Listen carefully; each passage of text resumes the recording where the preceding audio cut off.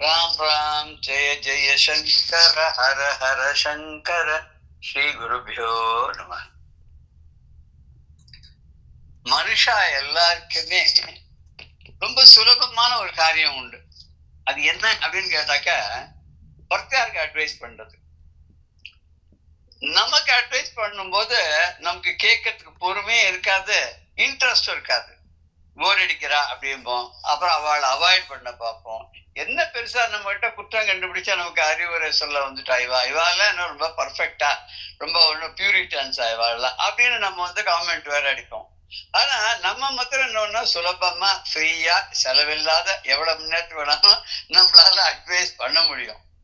But இதுல ஒரு பெரிய வித்தியாசம் என்னன்னா, மகான்களும் நிறைய அட்வைசஸ் எல்லாம் கொடுக்குறாங்க. அந்த மகான்கள் அட்வைஸ் கொடுக்கும் போது அவ நம்மளை பார்த்து மனுஷா மனிதனே அப்படி இப்படிலாம் சொல்ல. ஆதிசங்கர் மொத்தம் தான் இந்த பஜகோவிதத்துல மூடா மதேங்கிற அது கூட தன்னுடைய புத்தியை பார்த்து சொன்னான்னு கூட எடுத்துக்கலாம்.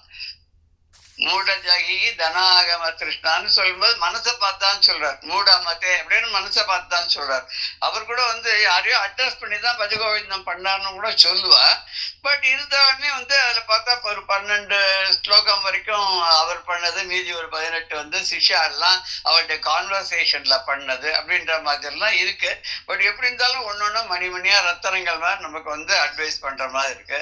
But it was not intended to advice people in general. அதுதான் அப்படிதான் எடுத்துக்கணும். மகான்கள் எல்லாருமே தனக்கு தானே தான் அறிவுரை பண்ணிப்பார்.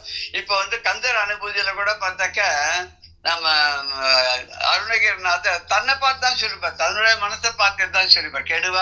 கெடுவாய மனநே கதிகேள் அப்படின்னு சொல்லி, நான் சொல்ற வழியை கேட்டுக்கோ, தன்னோட மனசுக்கு தான் சொல்லுவேன். இப்படி கெட்டு போறிய அநியாயமா, உனக்கு நான் சொல்றேன் கேளு அப்படின்பார். தாய்மான சுவாமி அப்படியே தான் சொல்லுவார். பட்டணத்தார் தனக்கு தான் சொல்லிப்பார். மொத்தத்துல எல்லாரும் அடுத்த வாழ்க்கை உபதேசம் பண்ற மாதிரி யாருமே மகான்கள் பண்ணதே கிடையாது, தனக்கு தானே சொல்லிப்பார். ஆதிசங்கர பகவத் பாதால் கூட சிவாந்தர்ல நிறைய சொல்லுவார். சொல்லும் போது எல்லாம் தன்னை பத்தி தான் சொல்லிப்பார். அவருக்கு அதெல்லாம் தேவையே கிடையாது. அவர் என்ன சொல்றார், ஒரு இடத்துல கூப்பிடுறார் பகவானை பார்த்து, திருடான்றார். நம்ம ஒரு சில பாடல் கேள்விப்பட்டிருக்கோம்.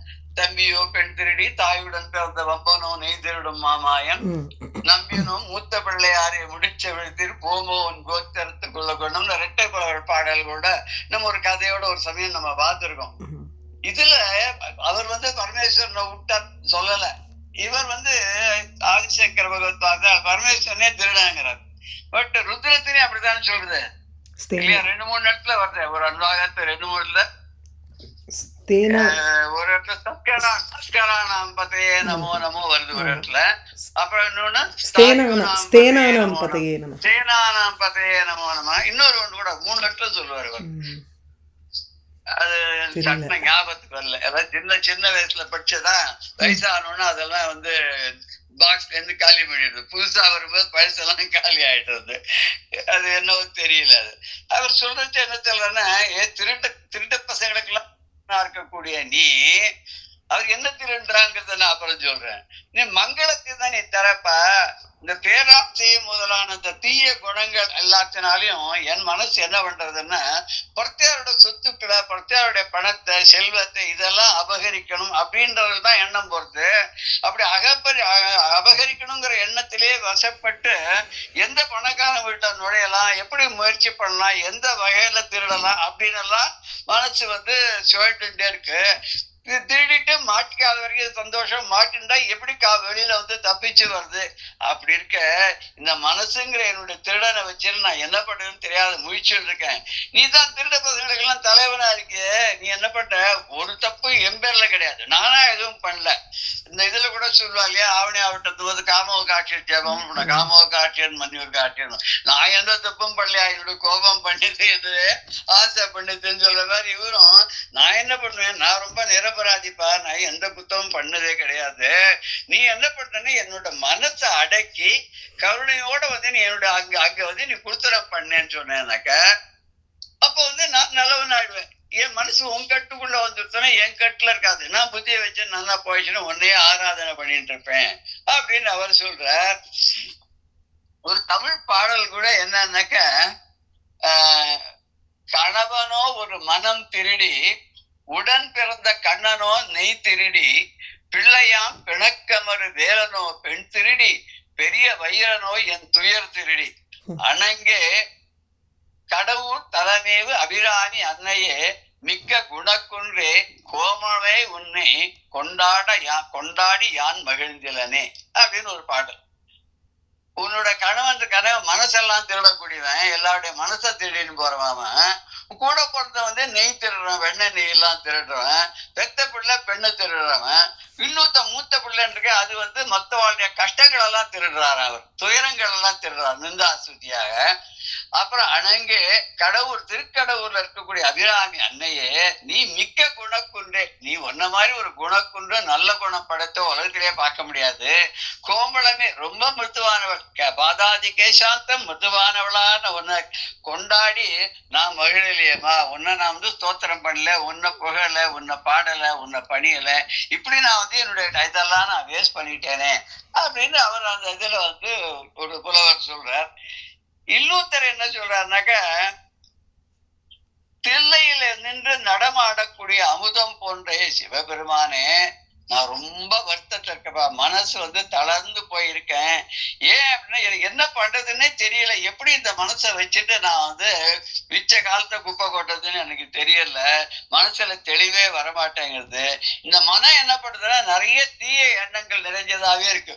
எப்படி கெடுதல் பண்ணலாம், எப்படி திருடலாம், எப்படி பொய் சொல்லலாம், எப்படி அபவாதங்கள் எல்லாம் பண்ணலாம், இப்படியே போயிட்டு இருக்கே தவிர இந்த மனசு ஒரு நாளாவது உன் பக்கம் திரும்பி உன்னை பூஜிச்சு உன்னுடைய திருவடிகளுக்கு அன்பு பண்ணி அதெல்லாம் ஒன்னும் பண்ண விடமாட்டேங்கிறது. இப்படி கபடமான உள்ளம் என் வசப்பட்டு நிற்காம அதோடு வசமாக நான் இருக்கும்படி ஆயிடுத்தப்பா. நீ எனக்கு தந்தை மாதிரி இல்லையா, உன்னோட திருவருள் மொத்தம் எனக்கு கிடைச்சுடுத்து அப்படின்னு சொன்னாக்க நான் இந்த மனசெல்லாம் ரொம்ப சுலபமா வெற்றி அடைந்து என்னோட கட்டுக்குள்ள கொண்டு வருவேன். நீ எப்ப எனக்கு அருள் பண்ண போற அப்படின்னு கேட்கிறார். சிந்தை நொந்து அயர்கின்றேன் சிவனே, செய்வது ஓர் அறிந்திலேன் தீக்குணம் உடையேன், நின்னடிக்கு ஆட்செய்ய என்றால் வஞ்சக நெஞ்சம் என் வசம் நின்றதில்லையே, எந்தையே நின் அருள் உண்டாயில் உய்வேன்கிற. தந்தையே, ஜெகத்துக்கே பிதாவாக இருக்கக்கூடியவனே, நீ என்னுடைய மனசை கொஞ்சம் கட்டுப்படுத்தி உன்னோட வசத்தில் நீ வச்சிருந்தேன்னா நான் கொஞ்சம் தேர்றதுக்கு நல்ல வழி கிடைக்குமே அப்படின்னு சொல்லி இந்த பாடல சொல்றார். அப்படிப்பட்ட ஒரு சிவனை பார்த்து எல்லாரும் கேட்கறல, மனசை நீ ஆட்கொண்டே மனசை கட்டுப்படுத்தி எனக்கு நல்லவர்கள் பண்ணணும்னு கேட்கிறாளே, ரொம்ப சுலபமா ஒரு இடத்த கிடைக்குங்கிறார் பரஞ்சோதி முனிவர். இப்ப அப்படிலாம் பண்ணவே வேண்டாம், நேர போங்க மதுரைக்கு போய் அந்த மதுரையன் பதியில் இருக்கக்கூடிய சோமசுந்தர கடவுளை போய் நமஸ்காரம் பண்ணுங்க, அவரை வணங்குங்க, அவரை துதிங்க, அவரை பத்தி புகழ்ந்து பாடுங்க. இதெல்லாம் பண்ணா உங்களுக்கு எல்லாமே தானாவே போயிடும், பாவம்லாம் போயிடும், எத்தனையோ ஜென்மத்து பாவம் போயிடும், எவ்வளவோ புண்ணியமானது உங்களை சேரும், கவலையே படாத இருக்கலாமே அப்படின்னு சொல்லி இந்த மூர்த்தியினுடைய விசேஷத்தை பத்தி சொல்லும் போது இப்படி ஒன்னொன்னா சொல்லிட்டு வரத நம்ம பார்த்துட்டே இருக்கோம். இதுல நம்ம கடைசியா பார்த்த போது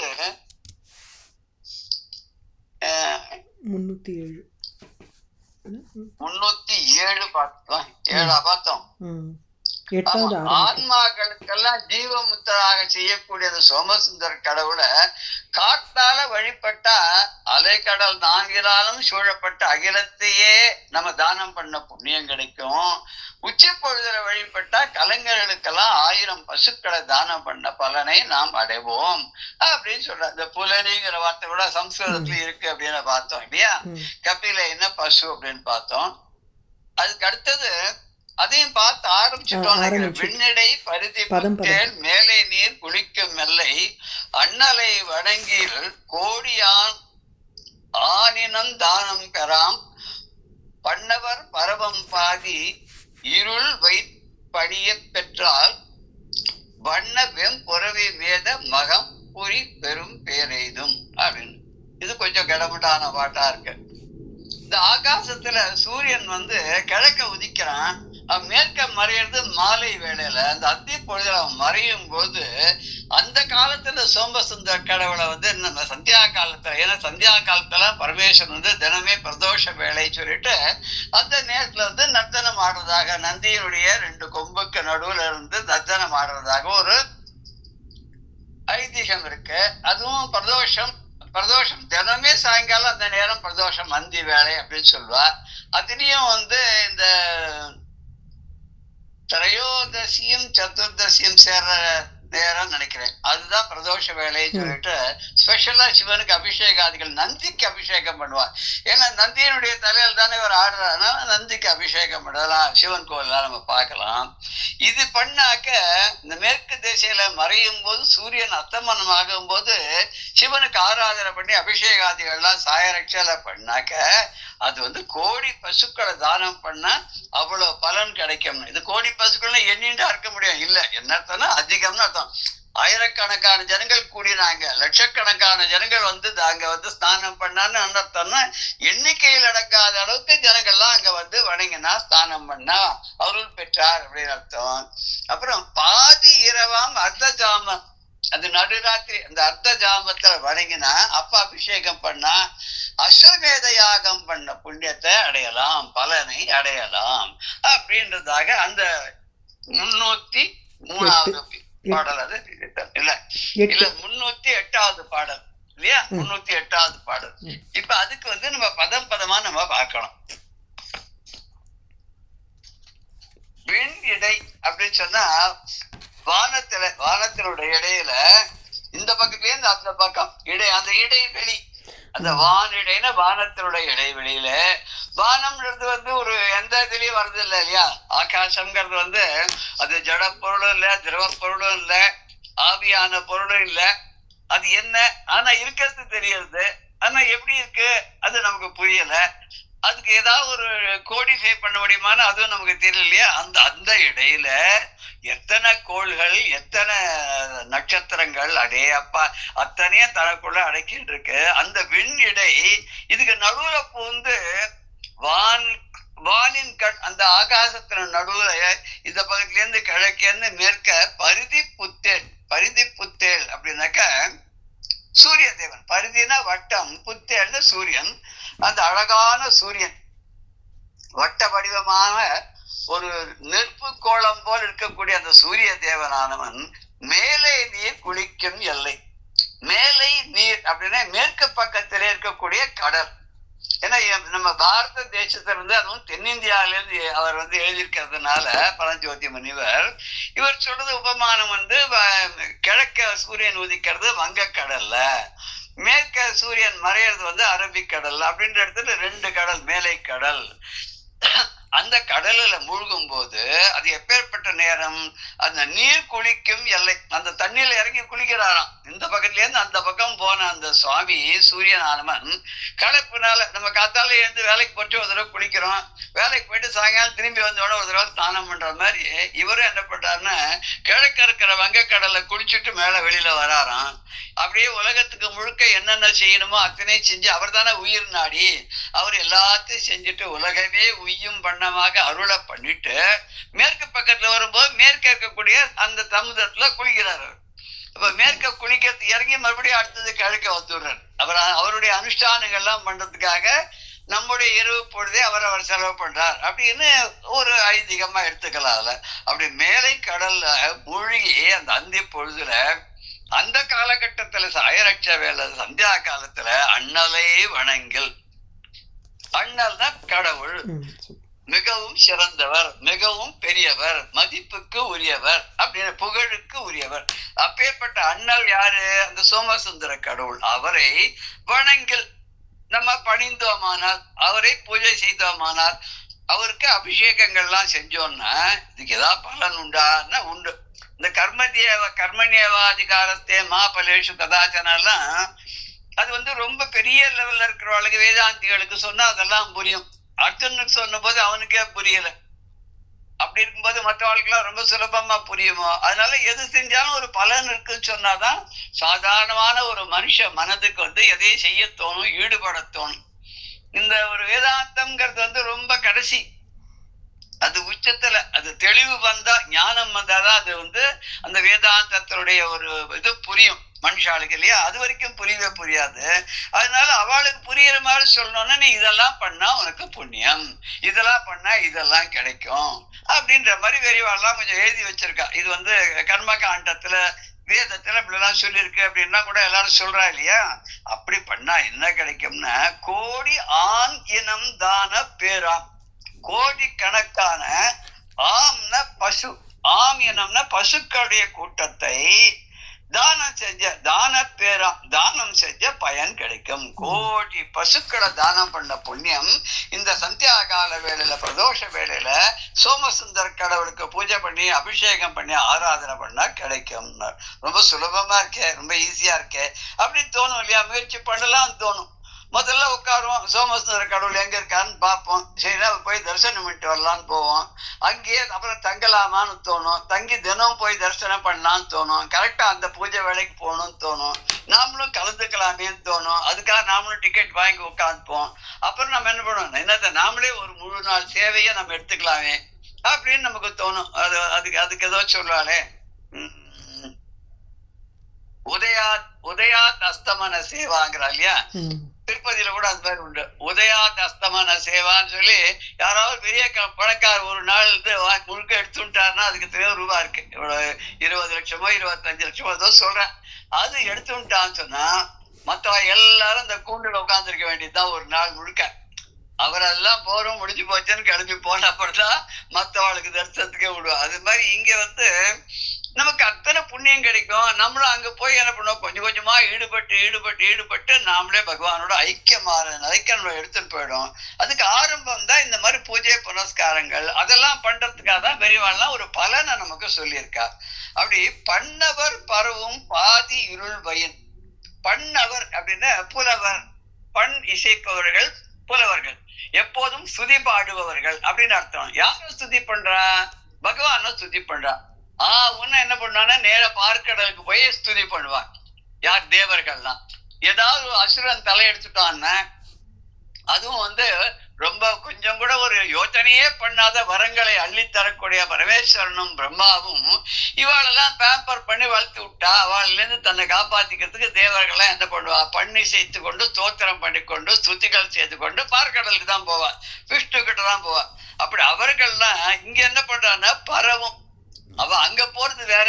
ஆனா தினந்தோறும் எங்க போறான்னு, கஷ்டம் வந்தாதான் அங்க போற, பார்க்கடலுக்கு போற. மத்த நேரத்துல எங்க போறா தெரியுமோ, இங்க மதுரை எம்பதிக்கு தான் வர. அவரை ஸ்தோத்திரம் பண்றாரு. அந்த அர்த்த ஜாமத்துல அவள்லாம் பூஜை பண்றா. ஏன்னா அர்த்த ஜாமத்துல நம்ம எல்லாம் தூங்கிடுவோம். அவளுக்கு அவள்லாம் பெரிய இல்லையா, புண்ணியம் பண்ணி சொர்க்கத்துக்கு போனுவா. அவள்லாம் முழிச்சுருப்பா. நாம தூங்கும் போது அவ முழிச்சுருப்பா. அவ முழிச்சுட்டு இருக்கும் போது நாம தூங்கிட்டு இருப்போம். ரொம்ப வேடிக்கை சார் சொல்லுவார், ஆர்கே சார் சொல்லுவார், நமக்கெல்லாம் பகல்ங்கிற போது அமெரிக்காக்கெல்லாம் ராத்திரி, அமெரிக்காக்கெல்லாம் பகல்ங்கும் போது நமக்கெல்லாம் ராத்திரி. அதான் நம்ம தூங்கும் போது அவ முழிச்சுட்டு இருப்பா, அவ தூங்கும் போது நம்ம முழிச்சுட்டு இருப்போம் அப்படின்னு அந்த கீத ஸ்லோகத்துக்கு அர்த்தம் பண்ண சர்வபூதானாம். அது மாதிரி என்ன ஸ்லோகம் அது, யானிஷா சர்வபூதானாம் தஸ்யாம் ஜாகர்த்தி சம்யமி. அடுத்த லைன் டக்குன்னு வரல. அது மாதிரி அவள்லாம் தூங்குற போது நம்ம முடிச்சிருக்கோம் போது அவ தூங்குறான்னா அதுதான் சொர்க்கலோகம், நம்மள்தான் பூமி அப்படின்லாம் சொல்லி நம்ம நினைச்சுட்டு இருக்கக்கூடாது. அப்படி இல்லை அர்த்தம். ஞானிகள்லாம் நமக்கு எதுலெல்லாம் ரொம்ப ஈடுபாடோட விழிப்புணர்வோட இருந்து அதிலேயே ஈடுபட்டு நம்ம ஒரு பலனை எதிர்பார்த்து எல்லாம் செய்யறோமோ அந்த மாதிரி விஷயங்கள்ல தூங்குபவர்களாக இருக்கிறார்கள், அதில் ஈடுபடாதவர்களாக இருக்கிறார்கள். தூக்கத்தும் போது நம்ம எதுலையுமே ஈடுபடுறது இல்லை இல்லையா. அப்படி ஞானிகள் இருக்கா. அப்ப ஞானிகள் வேதாந்தத்துல ஈடுபட்டு இருக்கும் போது நமக்கு அதெல்லாம் புரியாதனால நம்ம அதுல ஈடுபடாத நாமெல்லாம் அதுல இருந்து விலகி இருக்கோம். நம்ம அது தூக்கத்துல இருக்கோம், இருட்டுல இருக்கோம். இருட்டு அப்படின்னா அஜ்ஞானம், அஜ்ஞானம்ங்க கூடிய தூக்கத்துல நம்ம ஆழ்ந்திருக்கோம் அப்படிங்கிறதானே அதுக்கு அர்த்தம் இல்லையா. அப்படிப்பட்ட அந்தி வேளையிலே அர்த்த ஜாமத்துல அந்தி வேளையில படைஞ்சாலே கோடி மாடுகள் கொடுத்த புண்ணியம் கிடைக்கும், தானம் பண்ண புண்ணியம்னா. இந்த தேவர்கள் எல்லாம் பணியக்கூடிய அந்த பரமேஸ்வரனை அர்த்த ஜாமத்துல நடு இரவுல படிந்தோமானால் வணங்கினோமானால் வண்ணம், நல்ல நிறத்தை உடைய வெம்புறவி மேதம், ரொம்ப ஒரு பராக்கிரமத்தோடு கூடிய ஒரு சக்தியோட கூடிய பரி அப்படின்னு சொன்ன வெம்மையான பரி. பரின்றது குதிரை. நரியை பரியாக்கிய படலம், பரியை நரியாக்கிய படலம்லாம் நம்ம பார்க்க போறோம் பின்னாடி இல்லையா. பரி அப்படின்னு சொன்னா குதிரைன்னு அர்த்தம். நரி பரி. இந்த பரின குதிரை எப்பேற்பட்ட பரி? மகம் புரி பெரும் பேர். இது யாகத்துக்காக யூஸ் பண்ற, அஸ்வமேத யாகத்துக்கு யூஸ் பண்ணக்கூடிய அந்த குதிரை. அது எப்படிப்பட்ட குதிரைன்னா நல்ல நிறத்தோட இருக்கு, அப்பழுக்கில்லாத இருக்கு. குதிரைக்குன்னு சில லட்சணங்கள்லாம் சொல்லிருக்காரு. அத்தனை எப்படி மனுஷாளுக்கு சாமுந்திரிகா லட்சணம்னு 32 லட்சணம் சொல்ற மாதிரி அந்த மிருகங்களுக்கும் இருக்கு, குதிரைக்கும் நிறைய லட்சணங்கள்லாம் சொல்லிருக்கு. அப்பேற்பட்ட ஒரு பஞ்சகல்யாணி குதிரை எல்லாம் நம்ம சொல்லி கேள்விப்பட்டிருக்கோம். பெரிய சக்கரவர்த்தி தான் வச்சிருப்பாராம் பஞ்சகல்யாணி குதிரை. அதோட வேகமே ஒரு மணிக்கு 100 காதம் போகுமா. 100 காதம்னா மைல், 100 மைல். காதம்னா மைல். இந்த வேடிக்கை ஒரு பாடல் உண்டு. ஒரு குதிரை வச்சிருந்தானா தெனாலிராமன். அத விற்கணும்னு சொல்லி ரொம்ப ரொம்ப பிரயத்தனப்பட்டானா. யாருமே அதை வாங்கறதுக்கு தயாரா இல்லையா. ஏண்டா வாங்க தயாரா இல்லைன்னா ஒரு புலவர் வந்து அதை பத்தி ஒரு பாடிட்டு போயிட்டார். நல்ல குதிரை தான். அந்த குதிரை என்ன சாப்பாடே புள்ளையே பார்த்தது கிடையாதான். அதனால யாராவது ரிஷிகளோ முனிவர்களோ தானமா வாங்கிக்கணும்னு தான் தாடியை பிச்சு தின்னுடுமா. அதுதான் புல்லுன்னு. அதுக்கப்புறம் என்னன்னா சரி இத்தனைக்கு மீறி வாங்கி எல்லாம் பண்ணோம்னு சொன்னாக்க அது முன்னாடி போனா முட்டும், பின்னாடி வந்தா உதைக்கும். இது பரவாயில்ல, இத்தனைக்கு இருந்தாலும் தானமா கொடுக்குறானே இந்த குதிரையை வாங்கிட்டு போயிடலாம், அதற்காக யூஸ் பண்ணலான்னு அது மாதம் போம் காத வழின்னர். ஒரு மாசத்துக்கெல்லாம் போகுமா ஒரு காதம். ஒரு காதம்னா 1 மைல். ஒரு மாசம் முழுக்க அது வந்து பிரயாணம் பண்ணா 1 மைல் போகும்னா அந்த குதிரையை வச்சு என்ன பண்றது? மாதம் போம் காத வழின்னு. அது மாதிரி இல்லாத இது வெம்புறவி வேதம். இது வெம்புறவினா யாகத்துக்கு யூஸ் பண்ணக்கூடிய அப்பேற்பட்ட பராக்கிரமம் எடுத்த வலிமை வாய்ந்த அந்த குதிரை இருக்கு. அந்த குதிரை இருக்கு இல்லையா, அந்த குதிரையை வச்சு பண்ணக்கூடிய அந்த பரிமேத யாகம் அப்படிங்கிறது அஸ்வமேத யாகம் இருக்கு. அந்த யாகத்தை செஞ்ச பெரிய பேரு மகம்புரி பெரும் பேரு எதும். மகம்புரி அந்த யாகத்தை செய்ததனால் விளையக்கூடிய ஒரு கடுமையான வேள்வியை செய்வதால் வரக்கூடிய பெரிய பலன் கிடைக்கும். அஸ்வமேத யாகம் பண்றதுன்றது அவ்வளவு சுலபமானது இல்லை அப்படின்னு சொல்லுவாங்க. யாகத்திலேயே ரொம்ப கஷ்டமானது அஸ்வமேத யாகம். ஏன்னா இது உலகம் முழுக்கத்தையே அது வந்து கவர் பண்றது. எல்லா அரசர்களையும் வெற்றி கொண்டவனால் தான் அந்த அஸ்வமேத யாகத்தை பூர்த்தி செய்ய முடியும், ஏக சத்திராதிபதியாக விளங்க முடியும் அப்படிங்கிறது இந்த பாடல்ல தெரியுது. இதுக்கு அடுத்த பாடல் போச்சவர் என்ன சொல்றாருன்னா, இதுல சில கடினமான பதங்கள் கூட நம்ம பார்த்துட்டோம். வண்ண வெம்புறவின்னு, வெம்புறவி வெறும் பராக்கிரமம் வாய்ந்த ஒரு ரொம்ப வைல்டு ஹேபிட்ஸ் இருக்கக்கூடிய பிஹேவியர் உள்ள குதிரைன்னு அர்த்தம். புறவி அப்படின்னு சொன்னாக்க குதிரை அப்படின்னு அர்த்தம். பரிதி அப்படின்னு சொன்னா வட்டம். புத்தேல்னா சூரியன் அப்படி அர்த்தம். அப்புறம் அண்ணலே கோடி. ஆனினம்னா மாடுகளினுடைய கூட்டத்தை தானம் செஞ்சா என்ன புண்ணியமோ அது கிடைக்கும்னா. பண்ணவர்னா புலவர்கள்னு சொல்றது. சாதாரண புலவர்கள்ன்ற வார்த்தையை வானுலகத்தில் இருக்கக்கூடிய தேவர்களையும் புலவர்கள். அபிராமிந்தார் கூட ஒரு பாட்டுல வந்து அமரர்கள் எல்லாம் புலவர்னு சொல்றார். விண்மேவும் புலவர்க்கு அப்படின்னு ஒரு இடத்துல சொல்றார். ஆகாசத்துல சொர்க்கத்திற்குரிய அந்த விண்ணவர்களுக்கெல்லாம், அந்த வானத்திலே உரைகின்ற வானவர்கள் சொல்லக்கூடிய தேவர்களுக்கெல்லாம் அம்பாள் வந்து நிறைய அனுகிரகம் பண்ணா அப்படின்னு சொல்லுவா. அது ஒரு இடத்துல ஒரு பாடல்ல வருது. மேதம் அப்படின்னா அஸ்வமேத யாகம். ஆமா, அஸ்வமேத யாகம்ன்றதான் குதிரையை வச்சு பண்ணக்கூடிய யாகம். மகம் அப்படின்னா யாகம். மகம்ன்றது வந்து இந்திரனு கூட யாகம் பண்ணான்ற இதுல வரும்போது ஒரு வார்த்தையில இந்திரனுக்கு மகேந்திரஹா இன்னொன்னு வந்து ஏதோ மகபத்தின்னு ஒரு இடத்துல வரும். மகபதி இல்ல? ஆமா, மகபதி இந்திரனுக்கு தான். மகபதி ஆமா, இந்திரனுக்கு தான் வரும் இல்லையா. அதுக்கு அடுத்தது என்ன சொல்ல போறார் அப்படின்னு கேட்டாக்க, இன்னன அதிகமாம் பேரறிந்து போய எத்தேவர்க்கும் முன்னவன் சமஷ்டி விச்சாபரமுறை முதல்வன் தன்னை சொன்ன இக்காலந்தோறும் இறைஞ்சியும் தொழுதும் சூழ்ந்தும் பொன்னடிக்கு அன்பராகி வழிபடும் புனித சீலர் அப்படின்னு இன்னன இப்படிப்பட்ட அதிகமா பேரறிந்து போய் எத்தேவருக்கும் முன்னவன் சமஷ்டி விச்சாபரமுறை முதல்வன் தன்னை சொன்ன இக்காலந்தோறும் இறைஞ்சியும் தொழுதும் சூழ்ந்தும் பொன்னடிக்கு அன்பராகி வழிபடும் புனித சீலர் அப்படின்ற இந்த பாடல் அது ஒரு முற்றுப்பெறாத ஒரு பாடல்னா பாதியில இதுக்கு அடுத்தது தொடருங்கிற மாதிரி.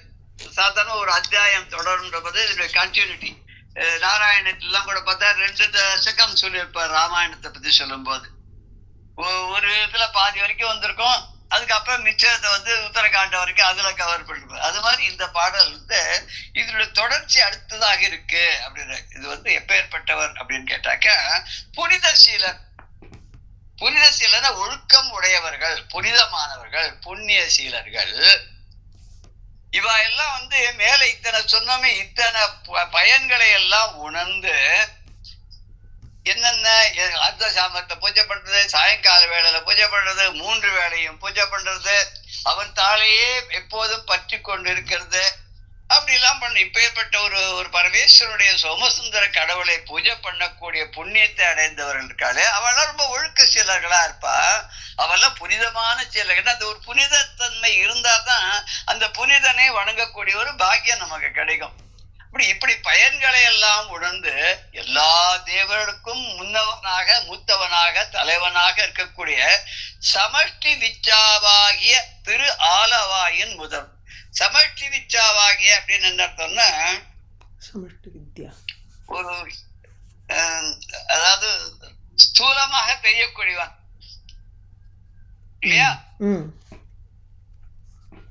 அர்ச்சாவதார மூர்த்தியாக விளங்கக்கூடியவன். எங்கே விளங்குகிறான்? நான்மாடக்கூடல் சொல்லக்கூடிய மதுரையில் விளங்குகின்றான். இந்த சமஷ்டி விச்சாபுரம் அப்படிங்கிறது நம்முடைய இச்சைகளை எல்லாம் நிறைவேற்றக்கூடிய கடவுளாக அந்த மதுரையின் பதில விற்று கொண்டிருக்கான், திருவாலவாயில விற்று கொண்டிருக்கிறான். அவன் தான் முதல்வன். அந்த முதல்வனை முன் கூறப்பட்ட காலங்கள் தோறும், எப்ப தினந்தோறும் இல்ல மத்தியானத்துல, சாயங்காலத்துல, நடுராத்திரில, இப்படி பல வேலைகள்ல எப்படி எல்லாம் சொல்லியிருக்கோ அது பின்னாடி சொல்லப்படுறாரு. எப்படி எல்லாம் வணங்கணும்ன்றது சொல்லப்படுறாரு. அடுத்ததாக பின்னாடி சொல்லப்படுறாரு எத்தனை விதமான அவருக்கு அந்த சோமசுந்தர கடவுளை வணங்கறதுக்கு வழிகள் எல்லாம் சொல்லப்படுறாரு. அவர் அப்படி வணங்கி அஞ்சலி செய்து அவருடைய திருவடிக்கு அன்பராக வாழ்கின்ற அந்த அன்பர்கள் இருக்காளே, ஒழுக்க சீலர்கள்லாம் அவளுக்கு என்ன ஆகும் அப்படின்னா மேல சொல்ற இன்னவ அதிகமா இப்படி அதிகமான பயன்களை எல்லாம் பேரறிந்து இதெல்லாம் எப்பேற்பட்டு இதனுடைய பலன் என்ன, எது செஞ்சா எது கிடைக்கும்னு விளக்கமா சொல்லியிருக்கேன்.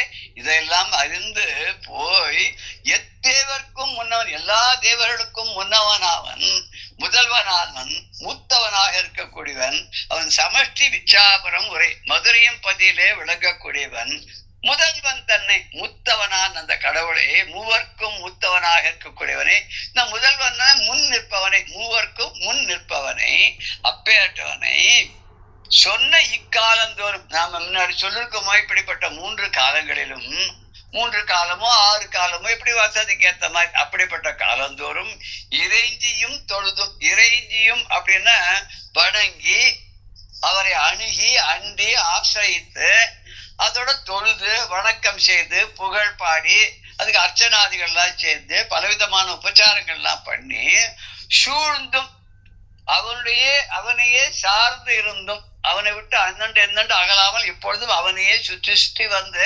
அடியார்கள் கூட்டத்துக்குள்ள கலந்து கொண்டு அவனை சூழ்ந்து நின்று நிற்கக்கூடிய அவனுடைய திருவடிகளுக்கு அன்பராக வாழ்கின்ற அந்த பரமேஸ்வருடைய திருவடியை தவிர வேறு எதுக்கும் தன்னை ஆட்படுத்தி கொள்ளாத புனிதர்களாக வாழக்கூடிய அன்பர்களுக்கெல்லாம் என்ன கிடைக்கும் அப்படின்னா அடுத்த பாடல் கண்டினியூஸா வரும்போது உண்மையில் வினைகள் என்றும் பிணி அவிழ்ந்து ஒருவி தூய செம்மையராகி ஆனா திருவோடு செல்வன் மோங்க வெம்மையில் போகமூழ்கி மல விருள் வீக்க நீந்தி மைமலி கண்டத்து எங்கோன் மலரடி நீழல் வாழ்வார். இப்படி பண்ண அந்த புனிதர்களுக்கு என்ன கிடைக்கும்னு ஒரு பலஸ்ருதி மாதிரி ஒரு கொஞ்சம் சொல்றேன். இத்தனை எல்லாம் சொன்னேன் சார், இதெல்லாம் பண்ண எனக்கு என்ன லாபம், காத்தாலேன்னு சாயங்காலம் வரைக்கும் ஒண்ணு. இந்த பசங்கள் எல்லாம் அந்த காலத்துல என்ன சொல்லுவா பெரியவான்னு ஸ்ரீராம ஜெயம் எழுதின்பாங்க. இந்த ஸ்ரீராம ஜெயம் எழுதினா என்ன பண்றது அப்படின்னு கேட்கும் குழந்தை எல்லாம். இதெல்லாம் என்ன லாபம், தினம் உட்காந்து 1/2 மணி நேரம் எழுதினா எனக்கு என்ன லாபம் உடனே அப்பா அம்மா எல்லாம் சொல்லுவா. பரா காஞ்சி பெரியவா வந்திருக்கா, அவர்கிட்ட கொண்டு போய் இந்த ஸ்ரீராம ஜெயம் புஸ்தகத்தை நீ எழுதினதை கொண்டு போய் கொடுத்து, இதெல்லாம் நான் எழுதினேன் தினம் 1 மணி நேரம் உட்காந்து எழுதினேன்னு ஒரு 10 புஸ்தகத்தை எழுதி கொண்டு போய் அவர்கிட்ட கொடுத்தா உனக்கு வெள்ளி காசு கொடுப்பாடா. ஒரு பக்கம் காமாட்சி ஒரு பக்கம் ஆதிசங்கர் போட்ட வெள்ளி காசு தருவா. 1 லட்சம் எழுதினேன்னு வச்சுக்கோ உனக்கு வெள்ளி காசு கிடைக்கும். 10 லட்சம் எழுதினு வச்சுக்கோ தங்க காசே கொடுப்பா அவனுக்கு அப்படின்னு சொன்னா அந்த குழந்தை என்ன பண்ணும், சரி எடுத்துறேன். அப்படி ஏதோ ஒரு பலன் இருக்குன்னு சொன்னாதான் எந்த ஒரு செயல்லையுமே ஈடுபடுறதுக்கு நம்ம மனசு நம்மளை அலோவ் பண்ணும். இப்படி பலன்கள் எல்லாம் உணர்ந்து எல்லா தேவர்களுக்கும் மூத்தவனாகக்கூடியது இறைவனை நீ இப்படி எல்லாம் வழிபடும் சொன்னாதான் ஜனங்கள் வழிபடுவா. அப்படி வழிபடுறதுனால அவர் புனிதர்கள் ஆறார்கள், அது ஒரு விசேஷம். ரொம்ப ஒழுக்க சீலர்களாக இருப்பார்கள். சரி, அவ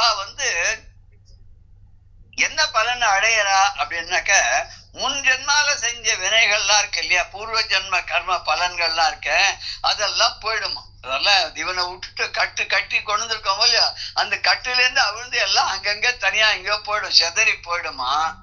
அவ இன்னும் ரொம்ப தூய்மை ஆயிடுவா. ஏன்னா அந்த வினைப்பயன்லாம் விட்டுட்டு போயிட்டா பந்த தலையிலேருந்து விடுபட்டு வந்த உடனே இவ ரொம்ப ஃப்ரீ ஆயிடுவா. அவ அதுக்கப்புறம் இவாளுக்கு வற்றாத பொருள் செல்வம் அஷ்டைஸ்வரியங்களும் அப்படியே அவளுக்கு அப்படி சேர்த்து எப்போதும் நீங்காம இருக்குமா.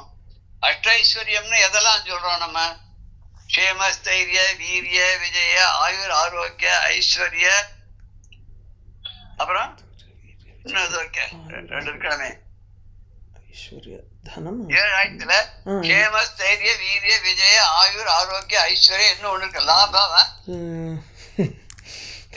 ஏதோ 1 இருக்கணும். 8 அஷ்ட ஐஸ்வர்யத்துக்கு 8 சொல்லுவா. இப்படி அஷ்ட ஐஸ்வர்யங்களும் நீங்காத பொருட்செல்லும். நீங்காத பொருட்செல்லும்னா எடுக்க வற்றாதது. அந்த ஒரு குடத்துல தங்க காசா இருக்கு, அது பகவான் இந்த குடத்தை கொடுத்தார், இந்த வச்சுக்கோன்னு. அவன் வீட்டுக்கு பார்த்தா நம்ம இவ்வளவு தூரம் பிரயாசப்பட்டு ஒரு பூஜை பண்ணி எல்லாம் செஞ்சதுக்கு இந்த மனுஷன் கொடுக்கறதா கொடுத்தான், குடம் நிறைய கொடுக்க மாட்டானா, 3/4 குடத்துக்கு கொடுத்துருக்கானே தங்க காசு எடுத்து வீட்டுல வச்சான். இந்த முதல்ல நம்ம ஃபுல்லா நிரம்ப பண்ணிடணும்னு சொல்லிட்டு அங்கங்க பிச்சை எடுத்து வேலை செய்ய அது பண்ணி இது பண்ணி தங்க காசா மாத்தி அந்த குடத்துல போட்டுட்டே வந்தானா. இது எவ்வளவு போட்டாலும் இந்த 3/4 கழுத்துக்கு தான் வருது, அதுக்கு மேல வரலையாம். பகவான்கிட்ட போய் கேட்டானா, என்னப்பா இப்படி பண்ணிட்டேன், நான் உனக்கு என்ன சொல்லி கொடுத்தேன், இதை எடுத்துன்னு போய் அனுபவின்னு கொடுத்தேன், நீ எடுக்க அது வந்துட்டே இருக்கும். அதை விட்டுட்டு நீ எங்க இருந்தோ கெட்ட வழியெல்லாம் சம்பாதிச்சு வந்து போட்டேன்னா அதெல்லாம் மறைஞ்சு போயிடுத்தேன், நான் கொடுத்தது மட்டும்தான் அதுல இருக்கு, நீ சம்பாதிச்செல்லாம் மறைஞ்சு போயிடுத்தேன்னா நல்ல வழியில வரல அதெல்லாம் அப்படின்னு சொன்னாராம் பகவான்.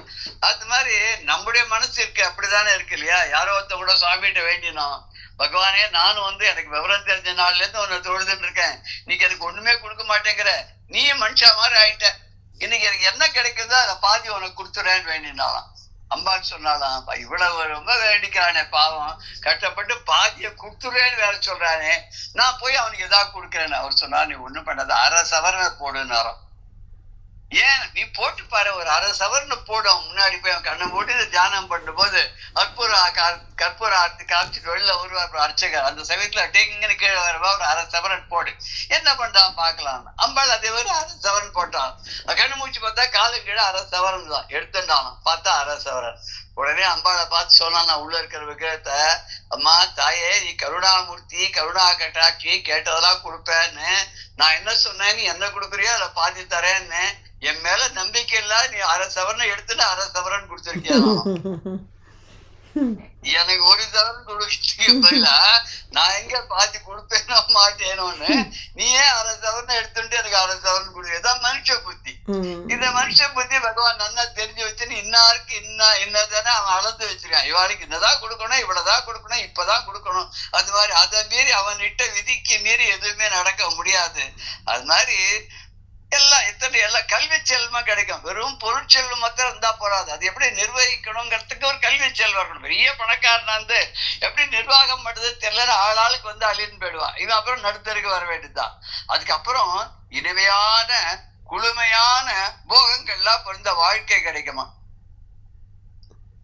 எல்லா துக்கங்களாலையும் கஷ்மலங்கள்னாலையும் வரக்கூடிய துக்கங்கள்லாம் நீங்கி இந்த இம்மையிலே நல்லா ஒரு அருமையான வாழ்க்கையை வாழ்ந்து அதுக்கப்புறம் வந்து மறுமைக்கும் இவன் என்ன பண்ணுவான், இம்மை மறுமைக்கு ரெண்டுக்கும் புண்ணியத்தை செய்தான் நம்ம சந்தோஷமா வாழ்வாருன்னா கடைசியில எங்க போவா தெரியுமா? இதெல்லாம் முடிஞ்சப்புறம் சிவசாயுஜ்யமே கிடைச்சிடும். சிவசாயுஜ்யம்னா என்னன்னு சொல்றதுன்னா, கருமையான கழுத்தை உடைய கருநீல கண்டனாக இருக்கக்கூடிய அந்த சிவபெருமான் இருக்கானே, அவருடைய திருவடி நிழல்ல அங்க நமக்கு பர்மனண்டா ஒரு இடம் கிடைச்சிடும். காரைக்கால் அம்மையார் கிடைச்ச மாதிரி, சுந்தரமூர்த்தி நாயனார் கிடைச்ச மாதிரி, சேரமான் பெருமானு கிடைச்ச மாதிரி, ஔவையாரு கிடைச்ச மாதிரி நமக்கு வந்து அங்க சிவபெருமானுடைய பாத பத்மங்கள் நிழல்ல நமக்கு இடம் கிடைச்சிடணும். அங்க போயிட்டா அப்புறம் திருப்பி வரவே வேண்டாமே.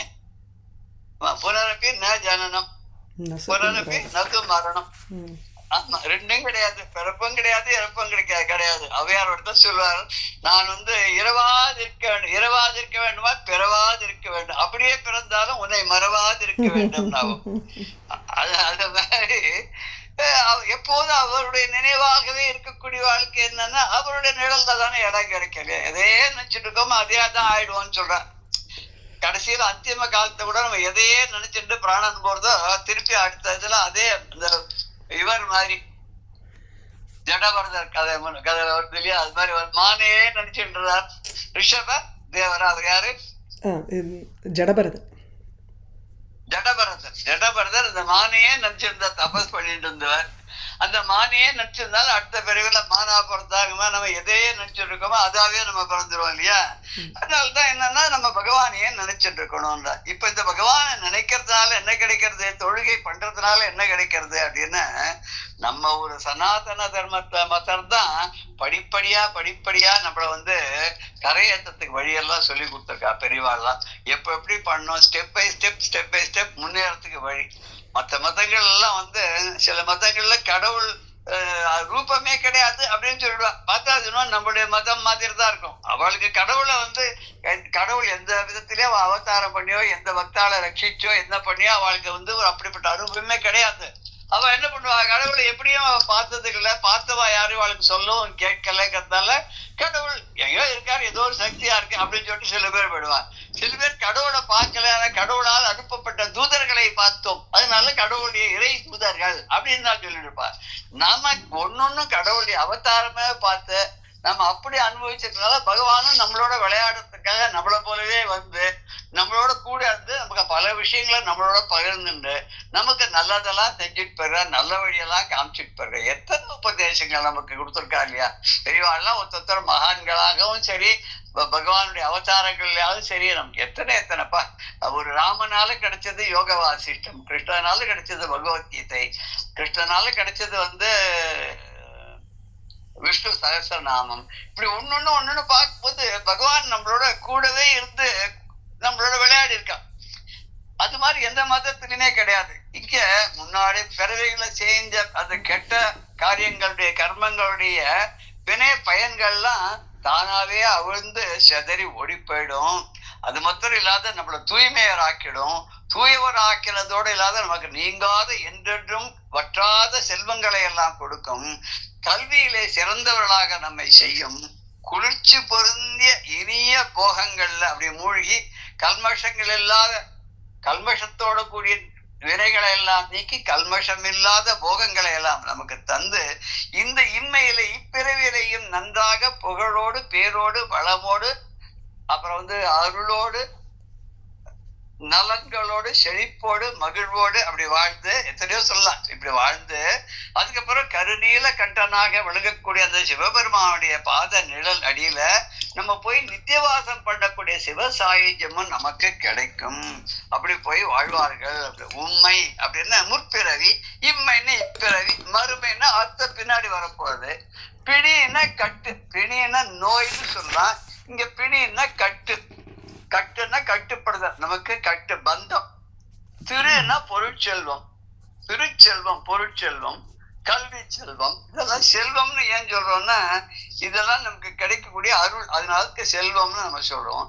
வெம்மை இல்ல, வெப்பமே இல்லாத குளிர்ச்சியான, குளிர்ச்சி பொருந்திய அப்படின்னா தன்னிலவு அப்படின்னு சொல்ற குளுமையான அந்த நிலாவை பார்த்தா அப்படி அவ்வளவு குளிர்ச்சியா இருக்கு. ஆற்றுல குளிர்ச்சி இறக்கி குளிச்சோம்னா அவ்வளவு ஒரு சில்ல தழுப்பா இருக்கு. கிணத்துல இருந்து ஒரு 2 பக்கெட் தண்ணியை மொண்டு மேல தள்ள. இப்பெல்லாம் இங்க கிணறே கிடையாது, கிணறே எங்கேயும் போர்வெல் தான். அங்க போய் தண்ணியை பார்க்கணும்னா 2000-3000 அடி கீழே போகணும். போர்வெல்ல தான் தண்ணி இப்பெல்லாம், இல்லையா? கிணறுலாம் கிடையாது. கிணத்துல இருந்து மொண்டு பக்கெட்ல தண்ணி எடுத்து குளிச்சதுன்றது இப்போ ஒரு 70-75 வயசுக்காரளா இருக்கிறவளை கேட்டா தெரியும், அவளுக்கு அனுபவம் இருக்கும். ஏன்னா ஒரு காலத்துல அகர காலத்திலயோ இல்ல பட்டணத்துக்கே வந்த காலத்திலயோ தனி வீட்டுல வாசம் பண்ணும்போது அவளுக்கு கொல்ல பக்கத்துல கிணறு இருக்கும்.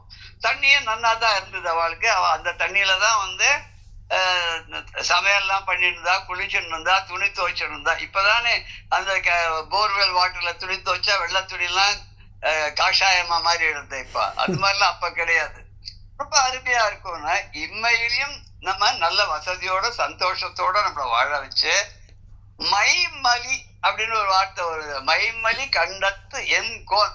மைமலின்னா மலிந்து இருக்கக்கூடிய, மை கருப்பு, கருமை நிறைந்த, கருமை மலிந்து இருக்கக்கூடிய, கண்டத்து எம்கோன், கழுத்தை உடைய எம்கோன், எனது அரசனாக இருக்கக்கூடிய அந்த பரமேஸ்வரன் இருக்கான ஈஸ்வரன், அவருடைய மலரடி நீடல் வாழ்வார். அந்த சிவபெருமானுடைய திருவடி நீடல்ல வாழ்வார்கள். உண்மையில் இப்ப பதம் பதமா நம்ம இதுக்கு அர்த்தத்தை நம்ம பார்க்கலாம்.